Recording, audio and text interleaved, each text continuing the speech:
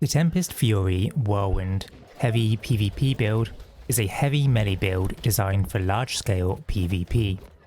It aims to provide insanely fast movement speed coupled with high survivability while still outputting good damage.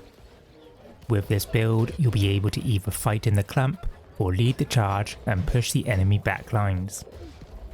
And if you get into danger, we have multiple tools allowing us to make a fast getaway. To start things off, we have the Great Axe, Tempest Fury. Tempest Fury comes with the unique perk, Endless Spin. This causes Whirlwind to spin up to 12 times. This is what the build is designed around, allowing us to spin around to our heart's content, dealing some impressive damage. Tempest Fury has a second unique perk, Momentum. This causes our attacks to provide a 3% movement buff for 3 seconds. This can stack up to 10 times and works on both weapons. This works whilst we are using Whirlwind, allowing us to stack up movement speed to keep on top of our targets. Tempest Fury comes with Refreshing Move and Fortifying Whirlwind. Fortifying Whirlwind is massive, providing us with 16% Fortify and 13% slash damage during Whirlwind. Both buffs can stack up to 5 times, meaning when attacking groups of enemies, we can quickly get massive Fortify and Empower. For the final perk, we have added Thwarting Strikes. As we gain grit when using abilities including Whirlwind, this will further increase our damage. For our second weapon, we are using a Flail and a Tower Shield. For the perks, we are using Keen, Refreshing Move, and Accelerating Barrage. Accelerating Barrage is one of the key perks that makes up the speedy aspect of this build. This provides a massive 35% haste. This is great for chasing down enemies, and even better for escaping. Refreshing Move is great to lower our cooldowns, however Keen isn't as important for the build and can be changed for any perk of your preference. For our shield, we are using the Hoplite Tower Shield. This comes with Sturdy, Shield Defense and Enchanted Ward, and for the final perk, we have Thrust Shield Ward. The perks here are all defensive in nature, helping to make up the tanky aspect of the build. Onto the armour. For our boots, we are using the artifact Winged Leather Shoes. Winged Leather Shoes comes with a unique perk, Speedy, causing us to gain a 10% damage buff whilst hasted, and extending the duration of our hastes by 50%. This is where the build starts to come together. With Tempest Fury's unique perk, we will always be under the effect of haste when attacking, meaning we will always be gaining that 10% damage buff. And with the extended duration to haste, our Flail speed buffs become even more effective. Winged Leather Shoes comes with the perks Refreshing and Freedom.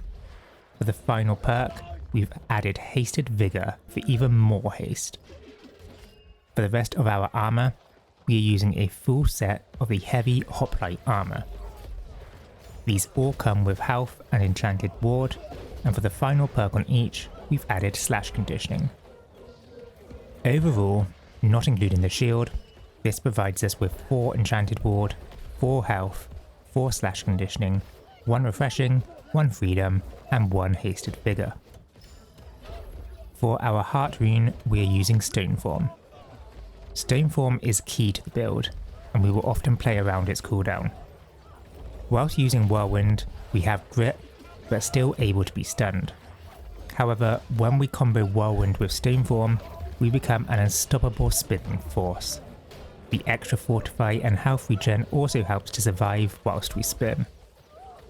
For the amulet, we are using Health, Thrust Protection, and Alacrity. Alacrity further plays into our haste theme, extending the duration of our hastes by 34%.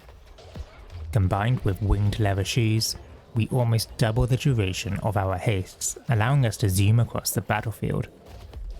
For our ring, we are using Hearty, Slash Damage, and Leeching. For the earring, we are using the artifact Endless Thirst. Its unique perk boosts our healing potions and comes with Empowering Toast and Refreshing Toast. For the final perk, we've added regenerating. Onto the attributes, we are using 350 strength with the remainder in con. This should put the con around 270 dependent on gear score. With a full 75 gear set and 48 attribute food, this can go up to 300 con. 350 strength provides us with many damage buffs, including the plus 10% damage to abilities from 350 strength, and 270 con provides us with a high health pool. Onto the abilities. For the Great Axe, we are using Whirlwind, Maelstrom, and Gravity Well. Whirlwind is the key skill, providing our main damage. A key upgrade to Whirlwind, Surrounded, buffs our damage by 15% per enemy when near at least 3 enemies, and can stack up to 5 times. It's important to play around this upgrade, so we should be aiming to clump enemies together and attack groups for maximum damage. Maelstrom provides big burst damage, and can be used to either help clump enemies or to finish enemies off after using Whirlwind. Gravity Wow is used to help capture and group enemies. The main combo will be to use Grav into Whirlwind into Maelstrom. When we use Maelstrom directly after Whirlwind, we will still have the damage buffs from Fortifying Whirlwind and the Mauler's Fury passive on the skill tree, meaning Maelstrom will hit hard. Onto the Flail. We are using Arcane Vortex, Barrage, and Trip.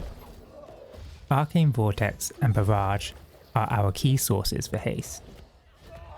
The third upgrade to Arcane Vortex, Accelerated Advantage, provides a 28% haste for 7 seconds, whilst removing any roots and slows. And as stated earlier, the Accelerated Barrage perk will cause Barrage to provide a 35% haste for 5 seconds. These will both be boosted by Winged Leather Boots and Alacrity, whilst also triggering the haste buff from Tempest Fury. This all results in us being able to zoom across the map for 10 plus seconds at a time.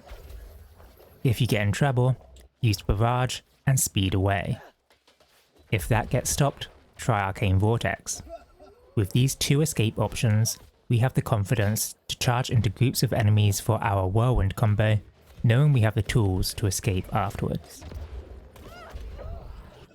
Our final skill, Trip, provides us with some CC and helps to lock down enemies.